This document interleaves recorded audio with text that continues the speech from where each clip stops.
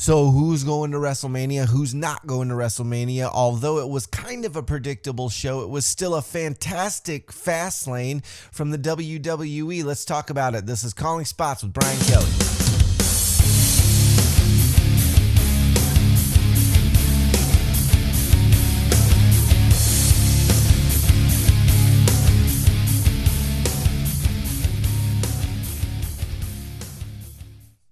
Hello, all you pro wrestling marks and proud.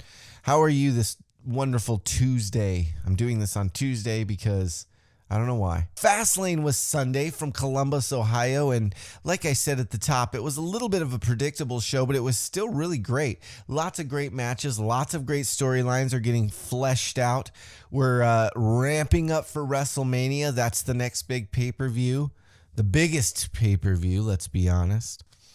And we had some really good stuff from everybody. We start off the show. I just want to start off by saying that the crowd in Columbus was one of the best wrestling crowds probably since the UK tournament that I've, personally heard and seen.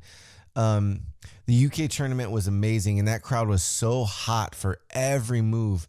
And this crowd was amazing.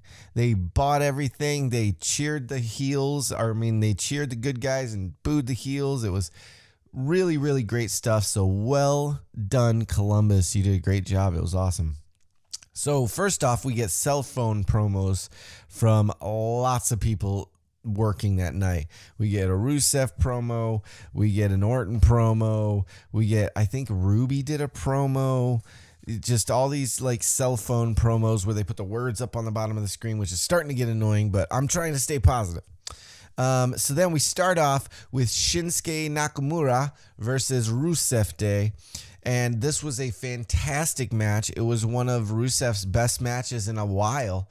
I really enjoy Rusev. I've always liked Rusev. Even before this whole Rusev Day thing started, I was a big fan of his and a big proponent of his. I just think he's got that big heel bad guy champion thing. When he was US champion, I thought it was fantastic. I thought he did great with that title. But anyways, Rusev, hopefully he'll be the WWE champion by Survivor Series. I really think they're going to give him a good push here coming up. I could be wrong. I've been wrong before. Who knows with the WWE? But he's so good. I hope by Survivor Series, he's at least in the world title picture or in the universal title picture. I mean, his matches with Roman Reigns last year were awesome for the U.S. title. Can you imagine Rusev and Reigns for the universal title? That'd be great. So great back and forth. Nobody was really dominating anybody for this match. Shin got in some good stuff. Rusev got in some good stuff.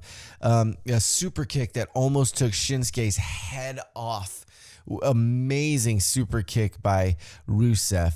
And then to end the match, because we all knew that Shinsuke going into WrestleMania to face AJ Styles, if AJ wins tonight for the WWE Championship, that he was probably going to win this one. Are my neighbors home? Oh no, she's leaving and doing something with her trash. And I got my windows open for lighting so she can see me doing all my shit. Hold on, I'm going to close this real quick. Not that anyone's watching or anybody fucking cares, but there we go.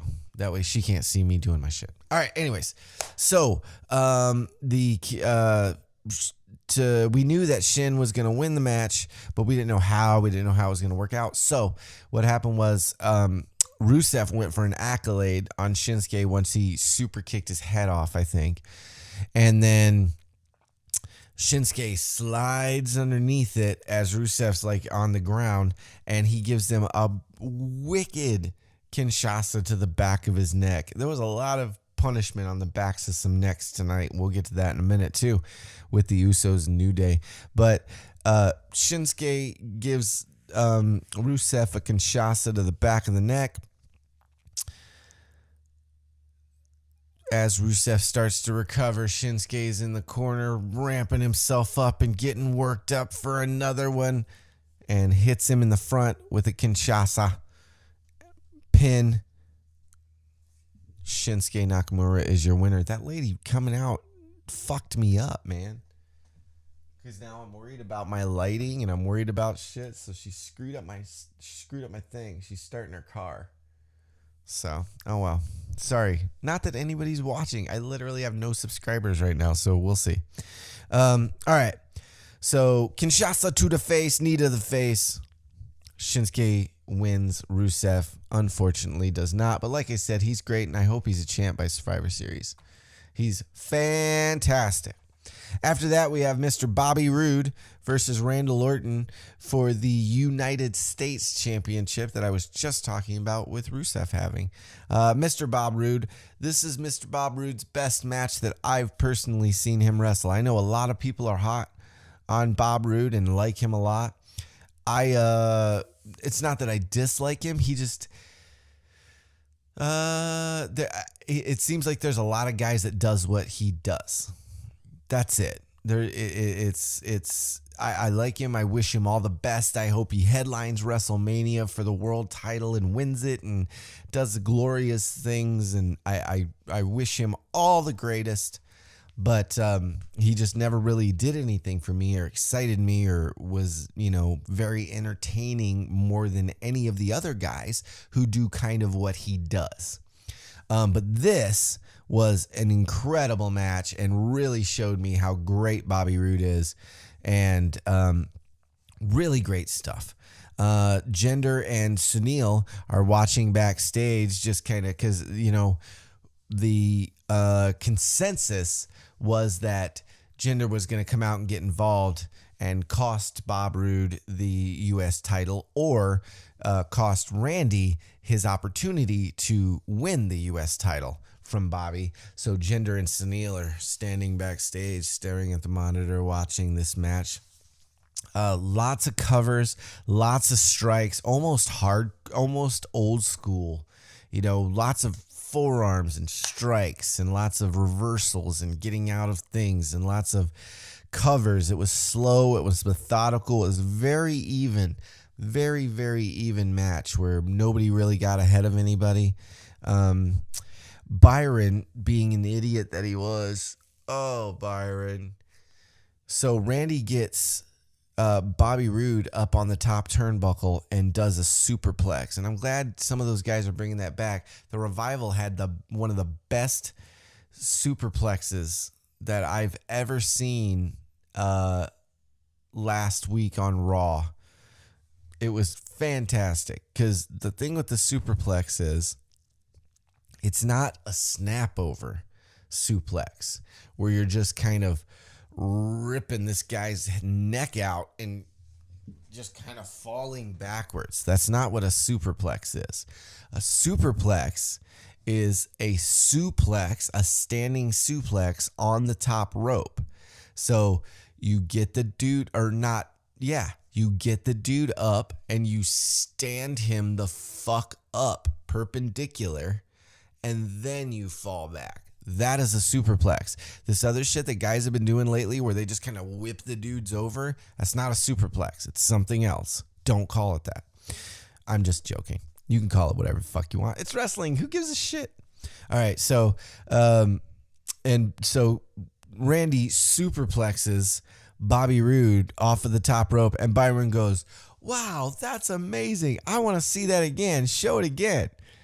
And nobody responded. So he calls out Kevin Dunn on TV and says, "Kevin, play that again and pause it when he's right at the top." And so they do it and they pause it like that. And after he says that, Byron goes silent for 2 minutes. Which says to me Byron was getting chewed the fuck out. Corey laughs and makes light of it and says, Byron's calling plays to the back now, or production or something like that. It was pretty funny. But yeah, Byron went silent for 2 minutes after calling out Kevin Dunn on TV. It was pretty funny. Bobby goes up top to do, he went up top a couple of times during the match to do like clotheslines or like big, strikes coming off. And he went up to the top this time. I don't know what he was going for, but he went up to the top this time. And as he came down, Randy Orton jumped up and RKO'd him from the top rope. It was beautiful, beautiful. And he picked up the pin to become the new United States champion, which is really cool. Randy Orton is a Grand Slam champion now. He's won every title in the WWE except the Universal title, but we're not going to talk about that, including the U.S. title. So that's really cool, man. Good for Randy. He's a great wrestler, one of the greatest of all time. Future Hall of Famer.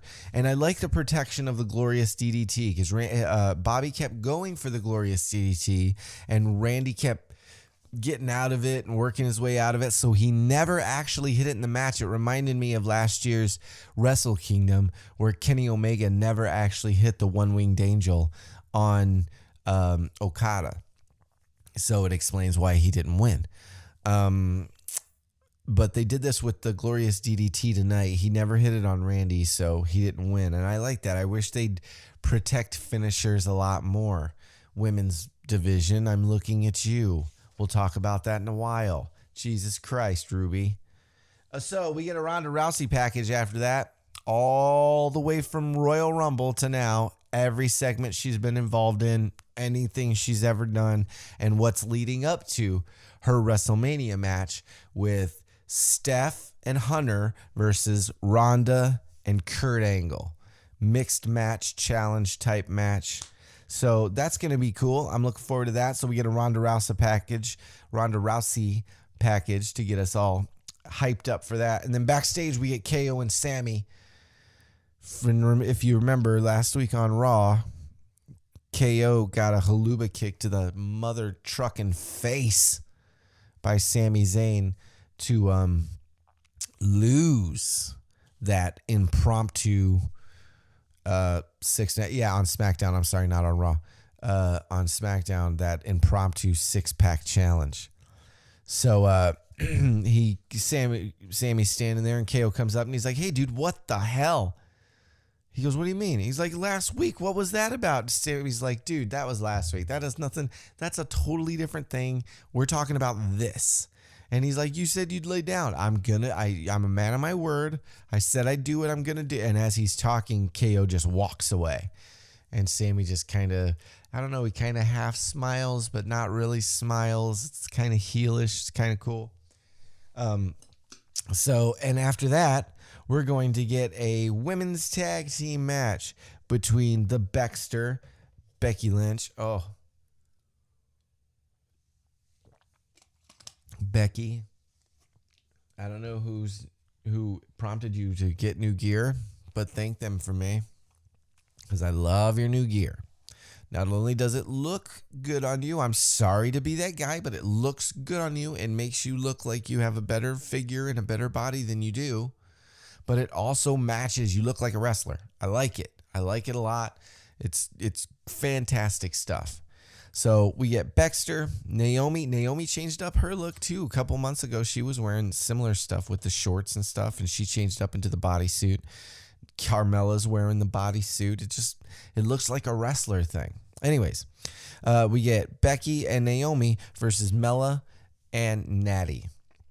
And really good stuff. A little stiff.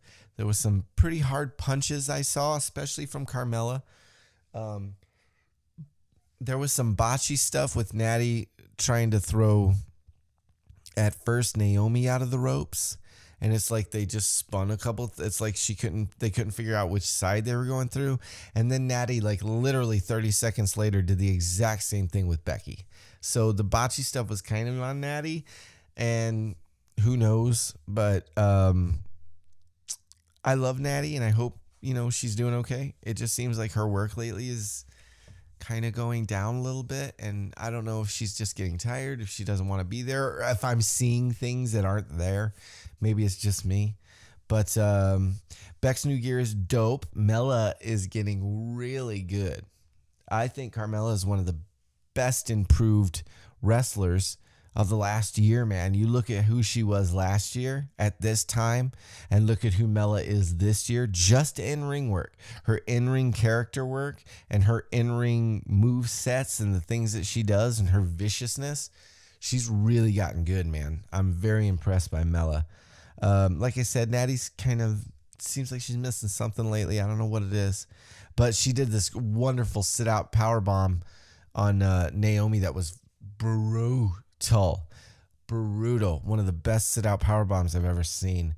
The other thing about this match is it just kind of reminded me that the women don't have a tag title scene, and they're already giving tag titles to the cruiserweights. It's like, dude, there's 10 guys on that show, and you have 16, 20 women in your company with one title. Or 2 titles if you want, why not give them a tag team division, some tag team belts that float? That makes perfect sense, man. Anyways, just reminds me they need tag titles. Come on, man. Give them a secondary title. You're giving the guys another title. There's another NXT North American Championship. There is literally 3 titles across the entire WWE for women. The NXT Women's Championship, the SmackDown Live Women's Championship, and the Raw Women's Championship. And that's fucking it. There's more titles than that on NXT alone for guys. We want to talk about a revolution in equality. And I know there's way more guys. I'm not saying they need a U.S. title and an Intercontinental and all these other titles. But give them a middle title, like a European title or a television title or something like that. And then give them some tag titles that can float between brands so that you can put these girls in more storylines than just, I want to be champion. No, I want to be champion. No, I want to be champion. Let's do some other shit with it. Anyways, Byron Saxton said the funniest thing he's ever said on TV ever when he said,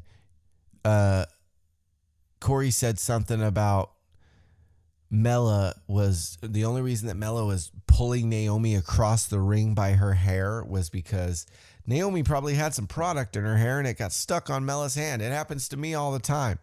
And without missing a fucking beat, Byron, with the timing of a comic genius, goes, your hair is a science experiment. It was the best line he's ever said. I don't know why, but it tickled me fucking pink, man. I thought it was hilarious. It was the best thing I've ever heard Byron Saxton say on television. Your hair is like a science experiment. Very funny. Mela gets in some really rough shit on Naomi on the outside. Mela's on the outside. She's pulling Naomi's hair through the fucking ropes. Naomi turns around and smacks her. So Carmella comes back and smacks her right back in the face. I'm telling you, man, Mela's doing really good. It's like she's fighting for her fucking job, which she might be. The ref is distracted at one point by somebody on the outside. I forget if it's Mela or Naomi. I'm sure we'll find out here in a second.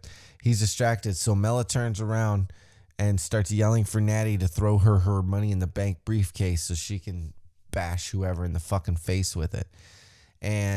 But the referee turns around right before Natty's going to hand it to her.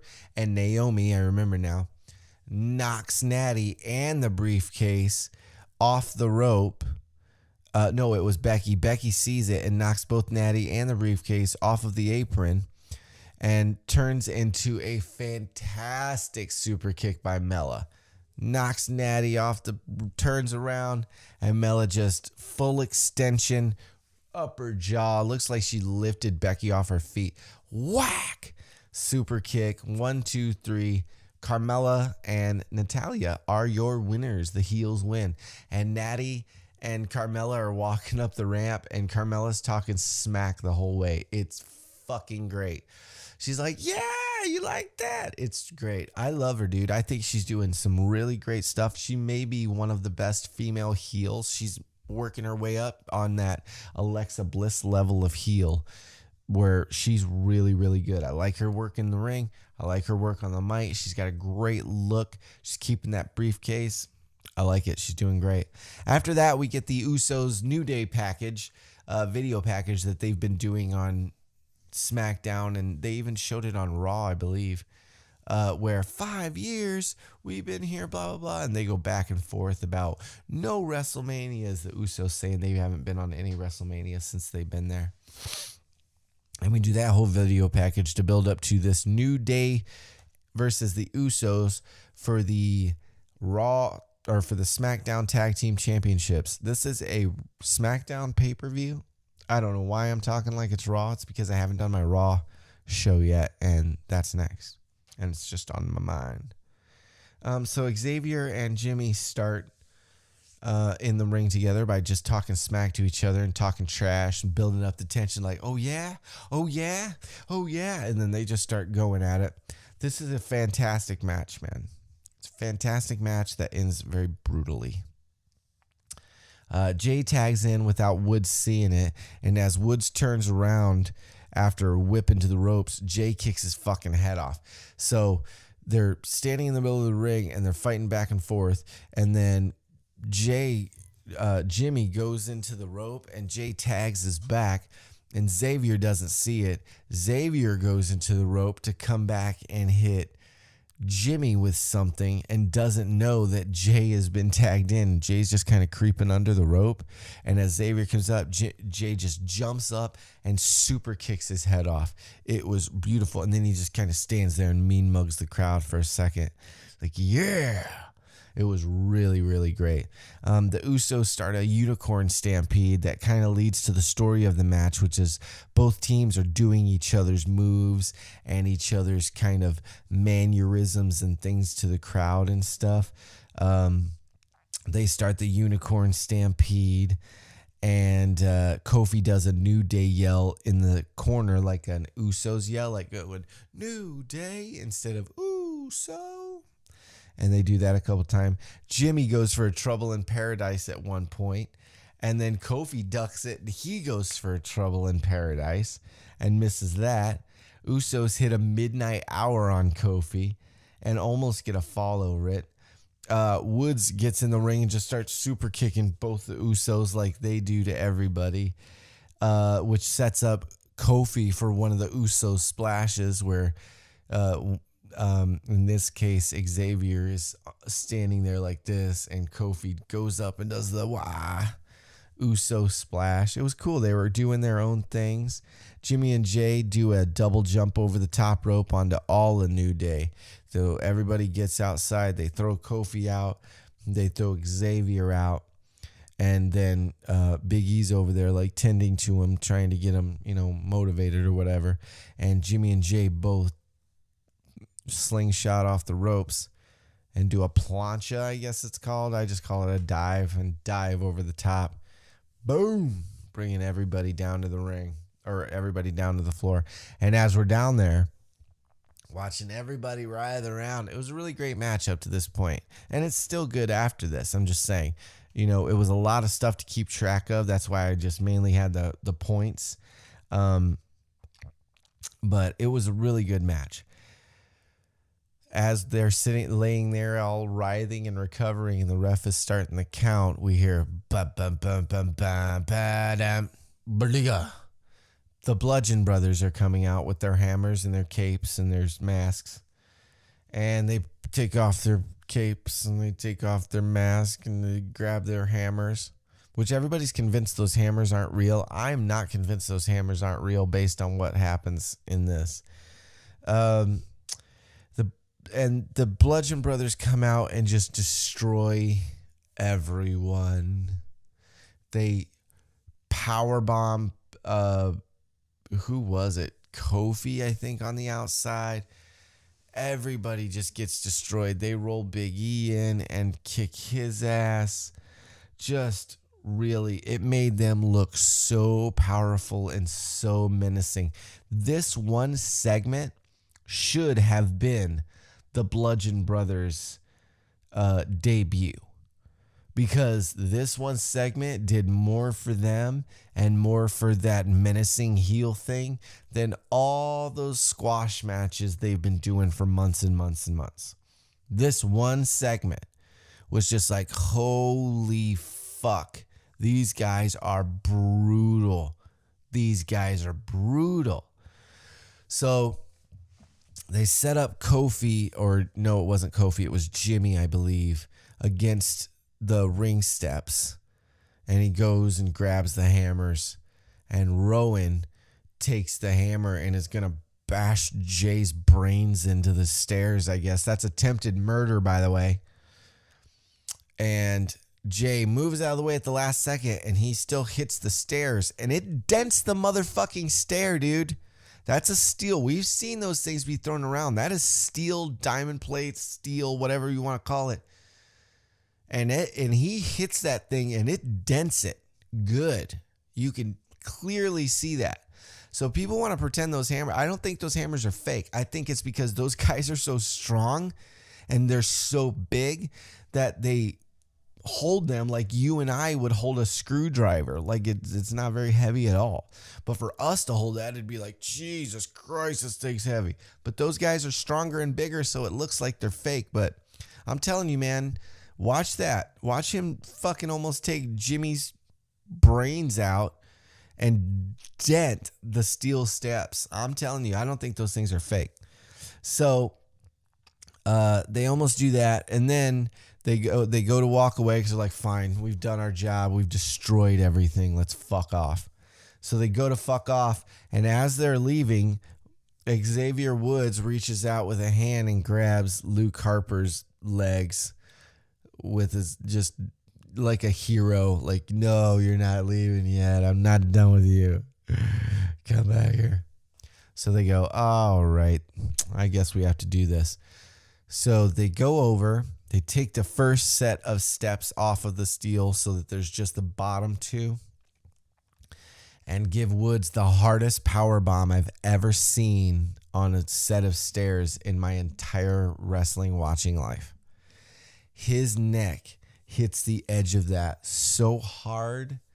As soon as he hit, I went, he's hurt.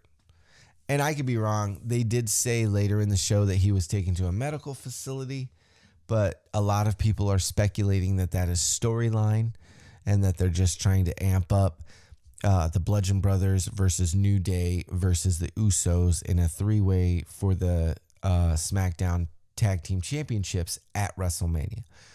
I don't know if that's true, but it looked like it fucking hurt the man. And then they do a thing where they walk away. They kind of stand on the stairs over him and kind of look over their destruction. And then they walk away, and the paramedics come out and start taking Woods and putting him in. And he's like shaking and shit and like convulsing. It looked fucking rough.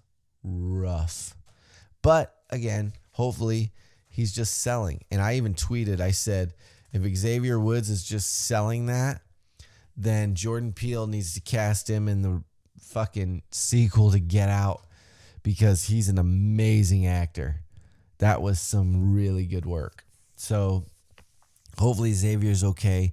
Great match between New Day and the Usos. Of course, the ref rang the bell after the Bludgeon Brothers came out and started assaulting everybody, so the Usos will keep their tag titles even though they got destroyed by the Bludgeon Brothers. I can't wait to see what happens on Tuesday on SmackDown. So after that, we get a video package of Ruby Riott and Charlotte and them going back and forth, and Charlotte beating everybody in the Riott Squad and Ruby beating everybody in Charlotte Squad, I guess is what we're going to call that. And that's leading us to Ruby Riott versus Charlotte Flair for the SmackDown Live Women's Championship match. And this was a great match as well. I'm telling you, man, this pay-per-view really hit it out of the park. I loved it. I thought it was great on all levels. Ruby has really come into her own. This was the best match I've seen Ruby perform, best wrestle, whatever you want to call it. Her character work in the ring was fantastic. Her move set, she had some new moves that I had never seen anybody do before, let alone her do before. I am high on Ruby Riott, man. I think she's great. She is way better than some of the other women, and I'm not going to name names because I don't like to be, snarky and hateful, but there are some women who are getting bigger pushes than Ruby, and Ruby is at least 10 times the performer that those girls are. But that's, hey man, that's wrestling. It's their television show. It's not my television show. I just watched to be entertained, and guess what? I was fucking entertained. So anyways, she's done really great work. Her character work, her moveset's great. The Riot Squad, who did not come out with Ruby this time, finally show up halfway through the match. Ruby throws Charlotte to the outside, and Charlotte's on the outside kind of walking to the timekeeper's area. And then just out of frame, there's the Riot Squad like, hey, where do you think you're going, bitch? And they kind of back her back up into the ring. They do their thing, and they back her up. And as Charlotte is kind of distracted by the Riot Squad, because up to this point, Charlotte had kind of dominated the match, Ruby Riot has this wicked kick to the back of her fucking skull, dude. That's just hardcore.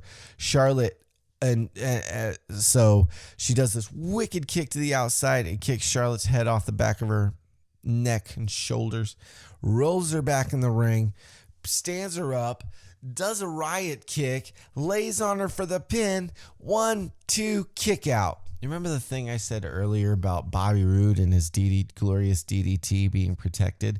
This is what I'm talking about, WWE. Ruby Riot's finisher is the riot kick, man. You have her hit it 3 minutes into the match and have Charlotte kick out of it. Come on. Ruby's smarter than that. She wouldn't have done that. Anyways.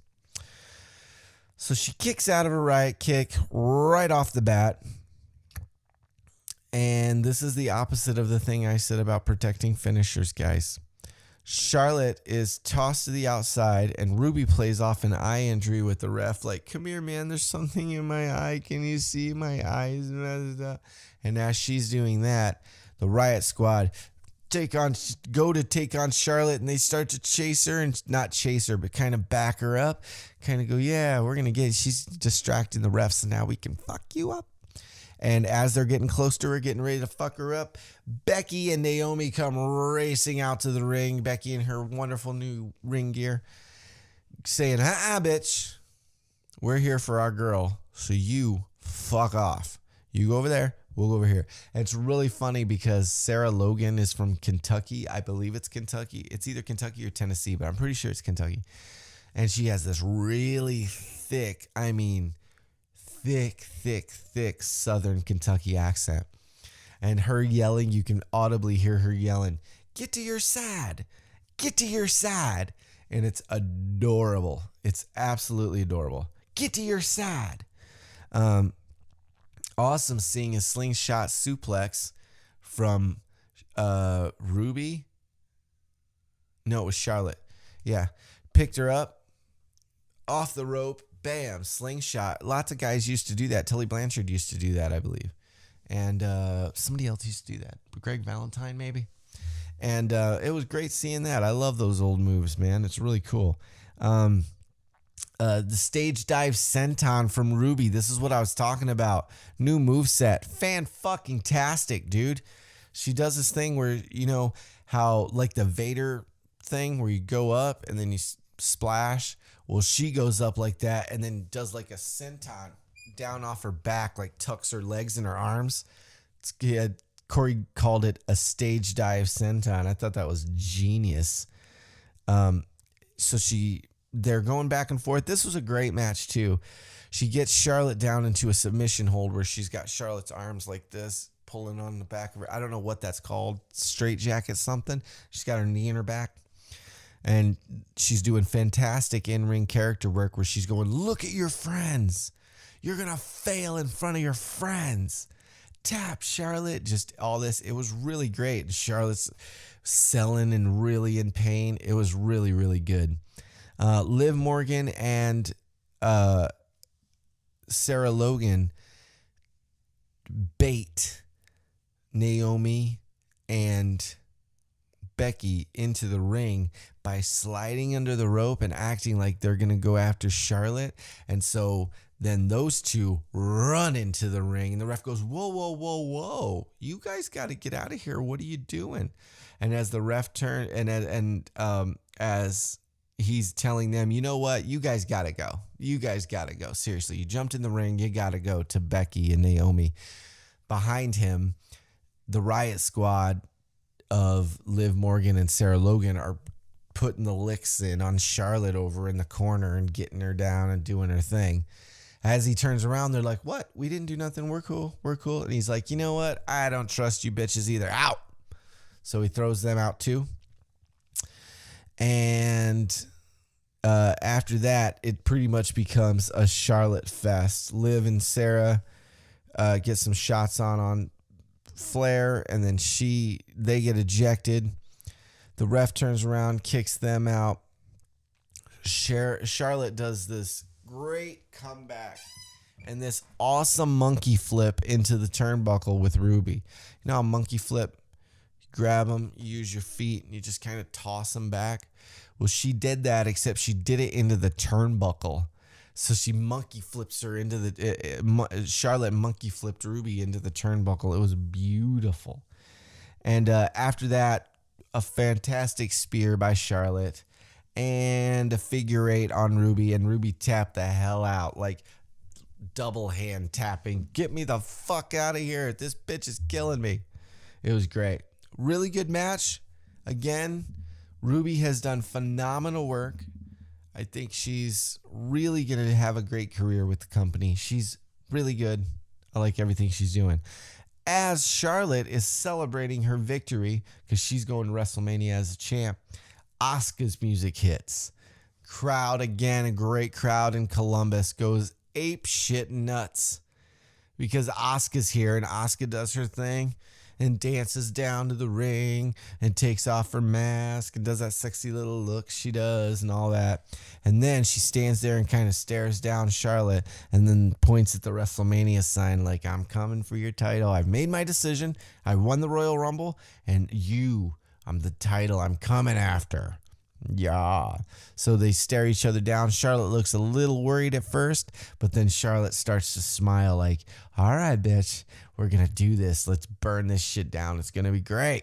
So Asuka versus Charlotte Flair for the SmackDown Live Women's Championship at WrestleMania. Oh my God, that's going to be an amazing match, you guys.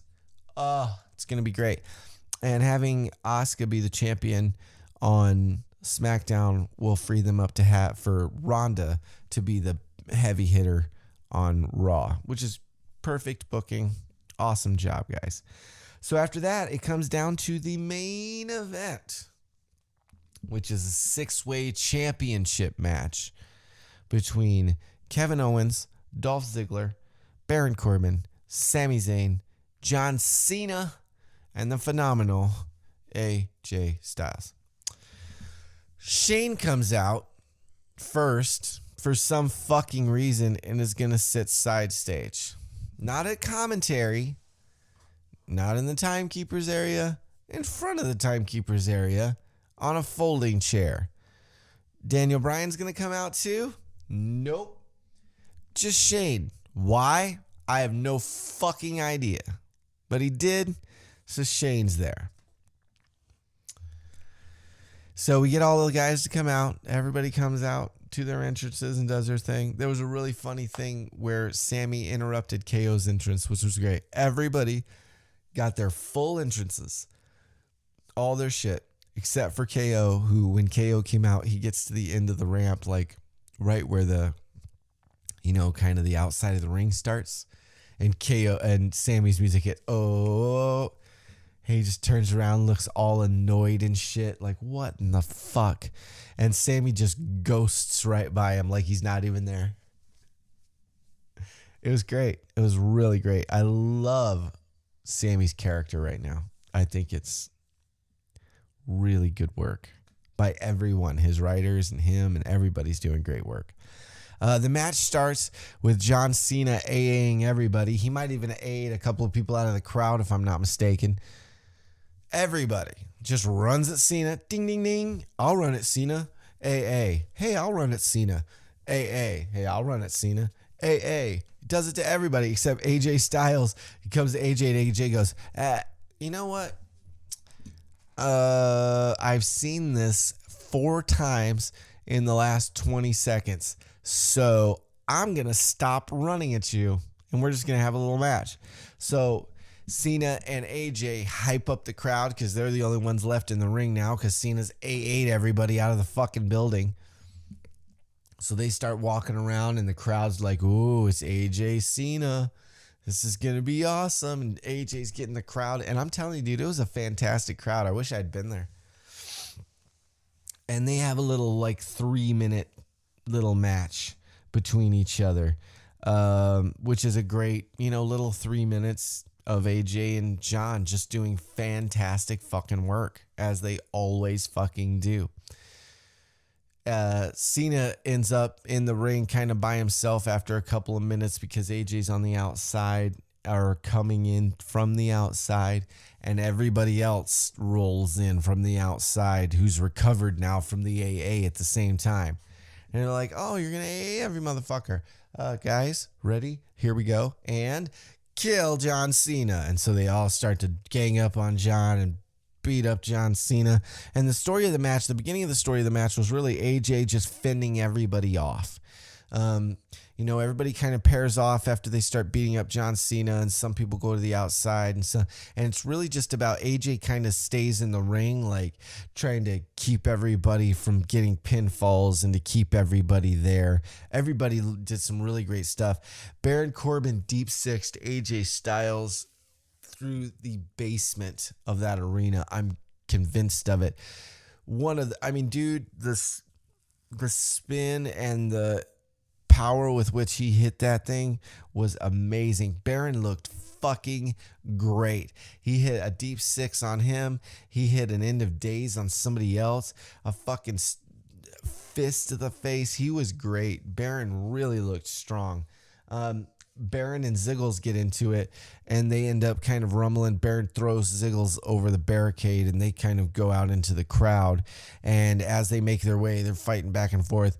Baron grabs Dolph and throws him into the boards, like at a hockey game. Well, at this place where they were, I don't know where they were in Columbus. I don't know the name of the arena, but they still had the hockey boards kind of up at this one spot in the arena. And he throws Dolph through it, and Dolph and breaks it, and is just laying there half in a seat almost. Just kind of fucking laying there. So that kind of takes them out of the match for a second.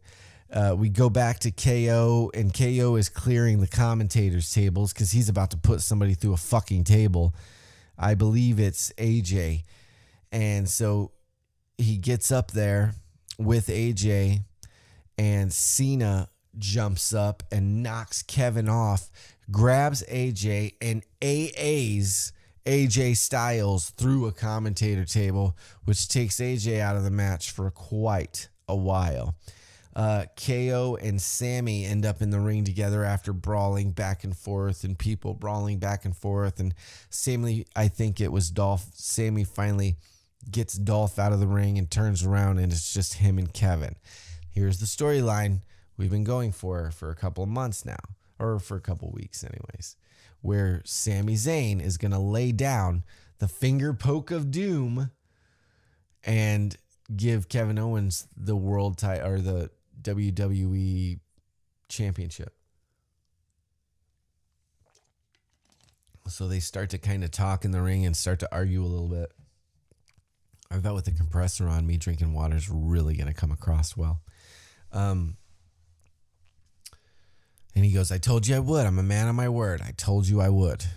I told you I would. So Sammy starts to slowly get on the ground. And Kevin's like, what's happening? Are you going to do this? And he goes, I told you I would do this. I'm a man of my word. I owe it to you. This is going to happen. So he lays down and lays flat on the ring like this. And Kevin and the whole crowd's like, what the fuck? Because everybody else is out of the ring. AJ Styles has been put through a commentator's table. So Kevin slowly starts to go down like he's going to cover him. And then he goes, nope, I don't trust it. And grabs Sammy and goes to pull Sammy up. And as he goes to pull Sammy up, Sammy grabs him and puts him into a small package and gets a 2 count and almost gets a 3 there. And he's like, I told you I would. What the fuck? So they start brawling back and forth, which is what everybody wants to see, really. and they have some great spots. They go out onto the apron, and there's a callback to when Kevin turned on Sammy after after Sammy won the NXT title and power bombed his ass on the apron and like took him out for a while. And they call back to that, and then instead Sammy does like a flip, does like a, one of those where he just bends over and flips him over, and Kevin hits the apron. Mean Sammy is by all means my favorite Sami Zayn. I like him a lot. His heel work is exemplary. So after he kind of flips KO onto the apron, he falls and he looks over at Shane sitting at fucking ringside in his folding chair and goes, "Are you happy? Is this what you wanted? This is what you wanted all the time, a rift between us, isn't it? This is always what you were planning." And starts like talking smack to Shane in his face. And Shane stands up. And Sammy's like, "Oh, you're going to stand up now. You're going to stand up. What are you going to do? What are you going to do?" And Shane goes, "Man," and literally does this and goes to sit down. And as he goes to sit down, from behind Sammy, Kevin is going to super kick Sammy in the back of the head, but Sammy moves out of the fucking way, and Shane eats a super kick right to his grill. It was beautiful. So Sammy gets out of the way, kicks Shane's head off. Sammy rolls KO back into the ring. KO stops a haluba kick with a super kick to send Sammy out. So they get back in the ring. Sammy runs at KO for a haluba kick. He stops that haluba kick with a super kick. Bam! And Sammy rolls out of the ring. Ziggles comes in. And Ziggles runs at KO. KO ducks underneath him, runs him into the rope. Pop-up powerbomb, bam! On Dolph Ziggler. Rolls him up for the pin. 1, 2, the referee disappears because Shane has grabbed his leg and ripped him out from under the ring rope. Kevin Owens was going to be the world champion, and Shane McMahon interfered. And Shane's going, "No, man, you kicked me in the face." And the ref's going, "What the fuck?" Commentators are going, "What the fuck?" Kevin Owens is going, "What the fuck?" And Shane's going, "Nah, dude, you kicked me in the face. Nah, I ain't dealing with this shit no more. I'm not dealing with it anymore. Fuck you. I'm not dealing with it anymore." And as they're dealing with that, Kevin Owens turns around like, "Shane, what?" And as Kevin Owens turns around, bam! He eats a haluva kick from Sami Zayn, kicks his fucking beard off his face. So Sammy goes for the cover. 1, 2, Sammy disappears under the ring rope because Shane grabbed Sammy and interrupted that count. Sammy was almost the world champion, and Shane interfered in that one and said, Nah, man, I'm sick of this shit with you guys. You kicked me in the face. You don't get it. You kicked me in the face." So, while that's going on, as KO is looking at Shane, haluba kick goes for the pin. Shane again.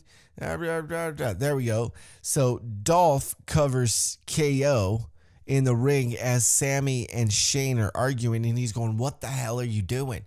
And Shane goes, "You better get in there because Dolph's about to win the championship."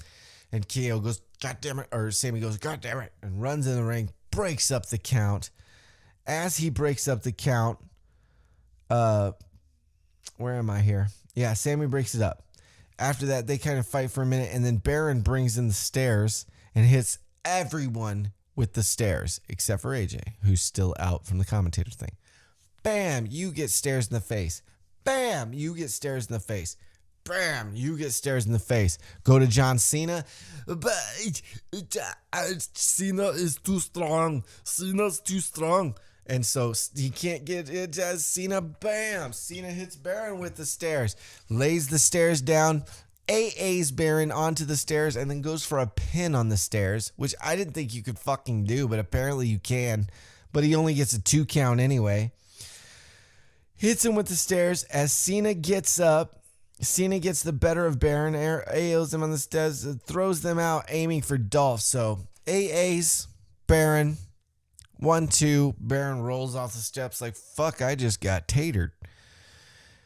turns around. Dolph Ziggler's now in the ring, and he's going to fight Cena. They go back and forth for a second, and then Cena picks up the steps and throws them at Dolph Ziggler's fucking head. Dolph ducks. They miss and go out of the ring. So Cena tries to pick up Dolph for an AA. KO grabs Dolph by the head and pulls him off of Cena. So he hits the ground and rolls the fuck out. He throws Cena into the ropes. Pop-up powerbomb. Boom! On John Cena as he's about to go for the cover. Out of the fucking atmosphere, AJ Styles and his phenomenal forearm come crushing fucking down on Kevin Owens' head. 1, 2, 3. AJ Styles retains and wins the six-pack challenge. I'm exhausted. What a fantastic match. Lots of action. Everybody looked great. Everybody got their stuff in. He set up some storyline between Shane and Sammy and Kevin and all of that. I don't know what they're going to do with Dolph. Probably have him and Baron start going at it again. But really good stuff. Cena's bummed, of course, and he's sitting in the corner like, fuck, man, that was my road to WrestleMania. I don't know what to do now. AJ celebrates. Shane, KO, and Sammy kind of had this stare down session as Shane starts to walk to the back. Great show, great card, fantastic work by the production crew, by all of the workers, by everybody involved. Wow. We got some good storylines going into WrestleMania. We know Charlotte's going to take on Asuka. We're pretty sure we're getting a three-way between Bobby Roode, Jinder, and Randy Orton for the U.S. title. We're pretty sure we're getting a three-way between the Bludgeon Brothers, New Day, and Usos for the SmackDown Tag Team titles.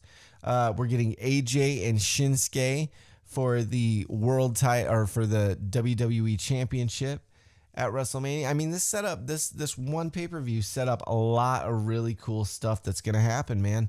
I am very, very happy with it. I think they did a fantastic job. And that was Fastlane 2018.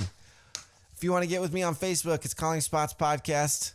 If you want to get with me on Instagram, it's Calling Spots Podcast as well. If you want to get me on Twitter, it's Calling Spots Pod, or you can email me at Calling Spots Podcast or callingspotspod@gmail.com. I am Bryan Kelly. Thank you very much for watching Calling Spots with Bryan Kelly.